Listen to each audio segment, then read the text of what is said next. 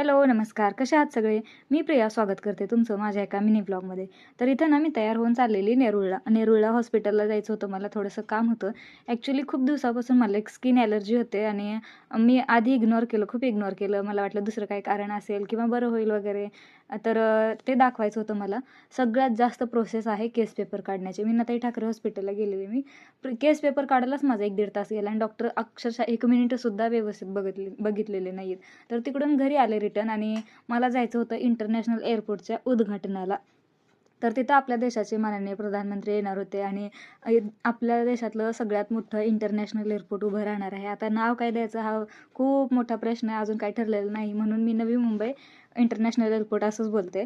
तर इथं ना सगळी तयारी वगैरे केलेली आहे. झेंडूचे फुलं तर मला वाटतं आदल्याच दिवशी लावलेले, कारण याच्या आधी काहीच नव्हतं तिथं. काही म्हणजे काहीच नव्हतं. खूप सुधारणा 2 दिवसातच झालेली होती. मी शॉक झाले हा सगळा एरिया बघून. एवढं डेव्हलपमेंट कधी झालं काय कळलंच नाही. तर फायनली आम्ही पोहोचलेलो आहोत लोकेशनला. जाताना आम्ही चालत चालत गेलेलो. तर खूप त्रास झालेला डोंगरामधून चालत जाताना, असं यात्रेला चालल्यासारखं वाटत होतं आम्हाला. तर इथं आपले प्रधानमंत्री आलेले आहेत.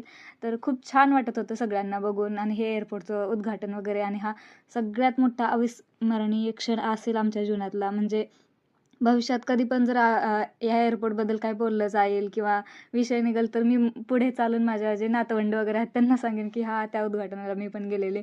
खरं तर ह्याच कारणासाठी मी गेलेले तिकडे. तर इथं सगळ्या अदानी आलेले, एकनाथ शिंदे, देवेंद्र फडणवीस आणि बरेच अजितदादा पवार, बरेच पॉलिटिशियन्स होते जे आलेले होते. तर फायनली उद्घाटन वगैरे झालं. आम्ही थोडंसं भाषण वगैरे ऐकलं, व्हिडिओ घेतले. आमच्यापासून खूप लांब होते ते, खूप लांब म्हणजे खूप लांब होते.